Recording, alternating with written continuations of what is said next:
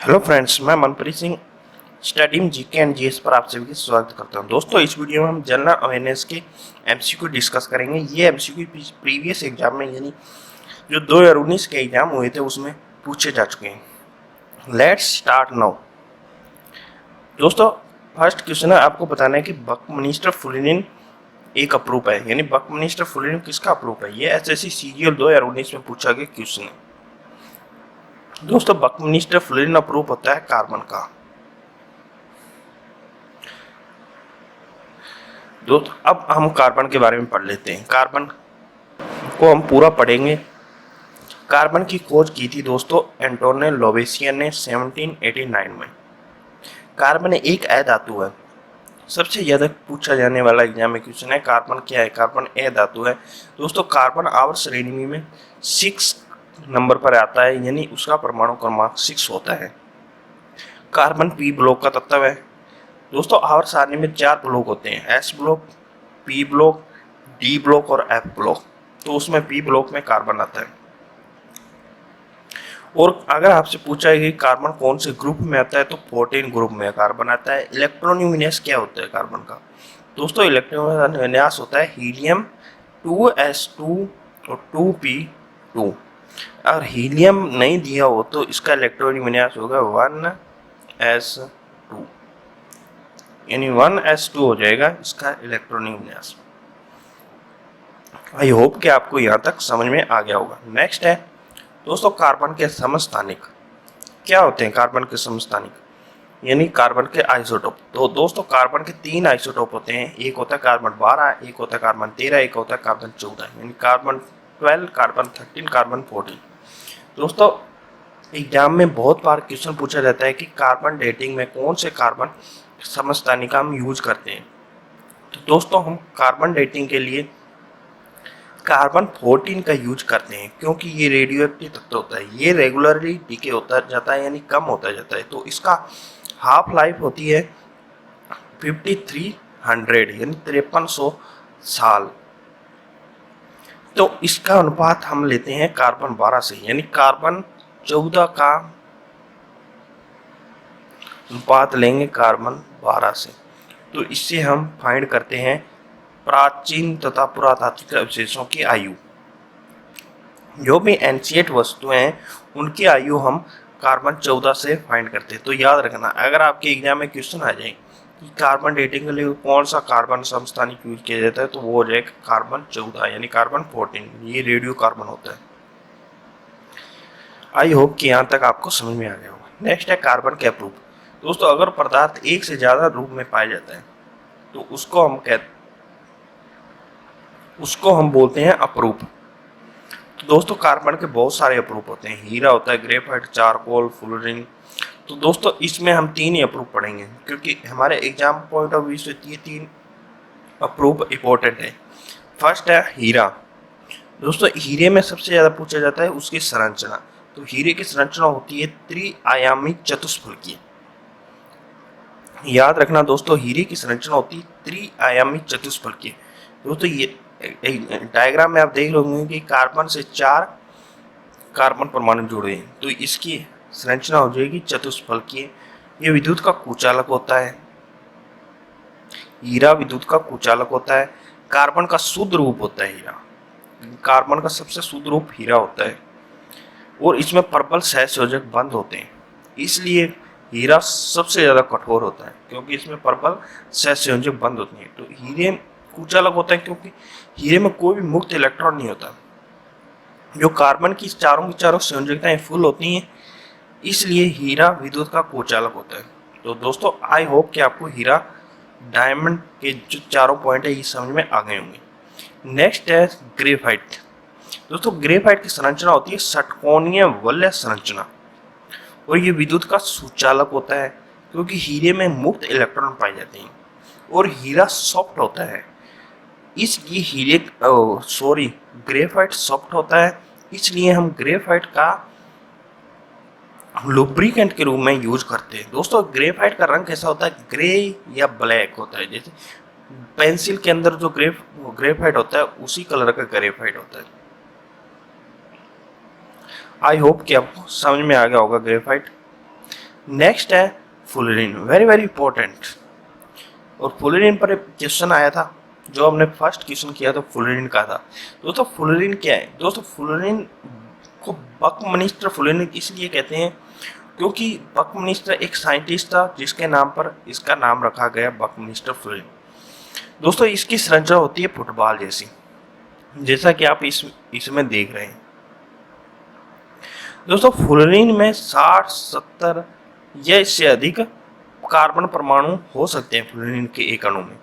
जो C60 होता है, जिसमें 60 कार्बन परमाणु होते हैं, वो सबसे स्थायी फ्लोरीन होता है। दोस्तों फ्लोरीन विद्युत का कुचालक होता है क्योंकि इसमें कोई मुक्त इलेक्ट्रॉन नहीं होता। आप देख रहे हैं कि इसमें कार्बन की चारों संयोजकताएं फुल हैं, यानी कोई भी कार्बन पर कोई भी संयोजकता कम नहीं है, कोई भी मुक्त इलेक्ट्रॉन नहीं है, इसलिए हम फ्लोरीन को विद्युत का कुचालक कहते हैं। आई होप कि आपको फ्लोरीन समझ में आ गया होगा। कुछ इंपॉर्टेंट फैक्ट के बारे में पढ़ लेते हैं कार्बन के। दोस्तों कार्बन में कैटेनेशन का गुण पाया जाता है, जिससे कैटेनेशन का गुण क्या होता है? श्रृंखलन का गुण, जिससे कार्बन के परमाणु आपस में जुड़कर एक लंबी श्रृंखला बना लेते हैं। कार्बन के परमाणु आपस में जुड़कर एक लंबी श्रृंखला बना लेते हैं, इसलिए हमारे यूनिवर्स या विश्व में सबसे ज्यादा कार्बन पाया जाता है इसी कैटेनेशन गुण के कारण। दोस्तों ये क्वेश्चन एग्जाम में पूछा गया था कि कौन से पदार्थ, कौन से तत्व में कैटेनेशन का गुण पाया जाता है, तो वो हो जाएगा कार्बन। दोस्तों कार्बन, हाइड्रोजन, हीलियम और ऑक्सीजन के बाद विश्व में सबसे अधिक पाया जाने वाला तत्व है, यानी चौथे नंबर पर कार्बन आता है। पहले नंबर पर हाइड्रोजन, दूसरे पे हीलियम, तीसरे पर ऑक्सीजन और चौथे नंबर पर हमारा कार्बन आता है, इस विश्व में सबसे ज्यादा पाए जाने तत्व। अगर दोस्तों आपसे पूछ लें कि मनुष्य के शरीर में सबसे ज्यादा पाए जाने वाला तत्व कौन सा है? ऑक्सीजन। उसके बाद अगर सबसे ज्यादा पाए जाने वाला तत्व है तो वो कार्बन है। कार्बन मनुष्य के शरीर में पाया जाता है लगभग 18.5%। तो ये याद रखना। आई होप कि ये तीनों पॉइंट आपको समझ में आ गए हों, बहुत ज्यादा इंपॉर्टेंट है। नेक्स्ट श्रृंखलन का गुण यानी कैटेनेशन का गुण, ये अभी मैंने बताया था, ये SSC 2019 की फर्स्ट शिफ्ट में ये क्वेश्चन आया था। कार्बन कैटेनेशन का गुण किसमें प्रबल होता है? तो ये होता है कार्बन में। नेक्स्ट है, यह सिक्किम के लिंबू समुदाय का पारंपरिक वाद्य यंत्र है। ये आपको बताना है कि लिंबू समुदाय का पारंपरिक वाद्य यंत्र कौन सा है। तो दोस्तों लिंबू समुदाय का पारंपरिक वाद्य यंत्र है छ्याप ब्रुंग। याद रखना, छ्याप ब्रुंग लिंबू समुदाय का पारंपरिक वाद्य यंत्र।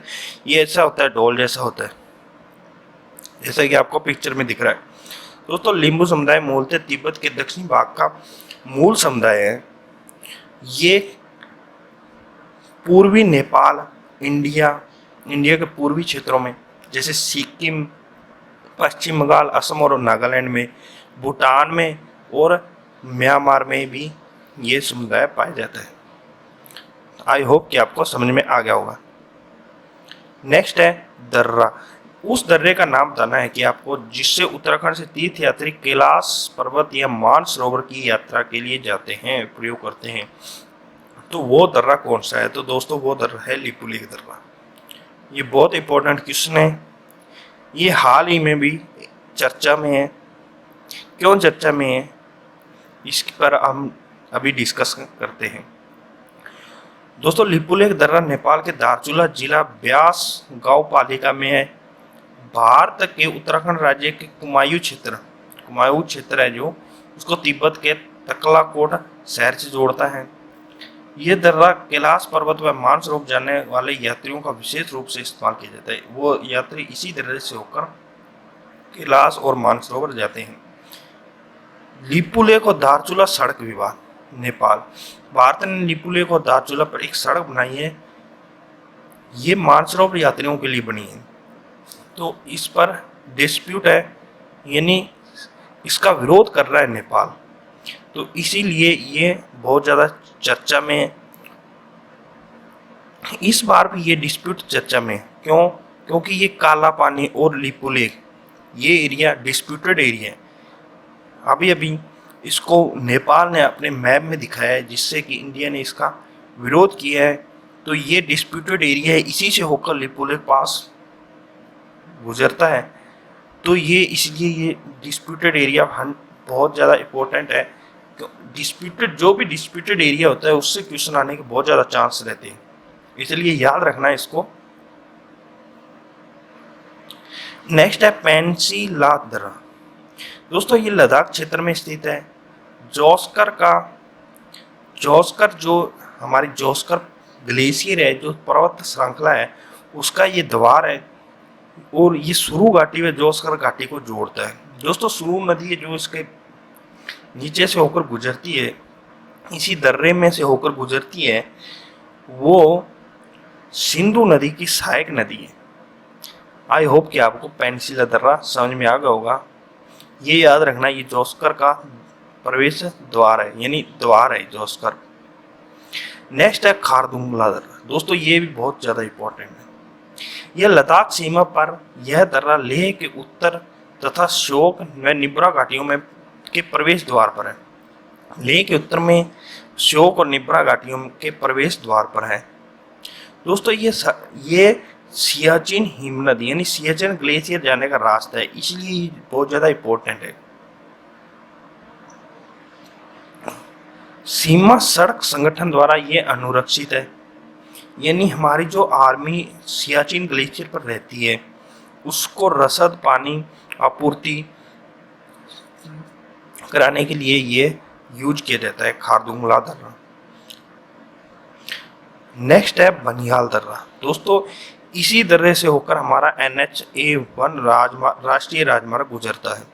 ये दर्रा दोस्तों याद रखना पीर पंजाल पर्वत श्रृंखला पर है। ये दर्रा कश्मीर घाटी या श्रीनगर को ज्वार सुरंग के माध्यम से जम्मू के रास्ते शेष भारत से जोड़ता है। दोस्तों ज्वार सुरंग 1956 में बनाई गई थी। दोस्तों सर्दियों में ये रास्ता बंद हो जाता है बर्फ जमने से, जिससे हमारा कश्मीर घाटी से शेष भारत का या जम्मू का जो कनेक्शन है वो कट जाता है। तो याद रखना, ये बनिहाल दर्रा अगर पूछा जाए तो कौन से मार्ग को जोड़ता है, जम्मू से श्रीनगर को या कश्मीर घाटी को जोड़ता है।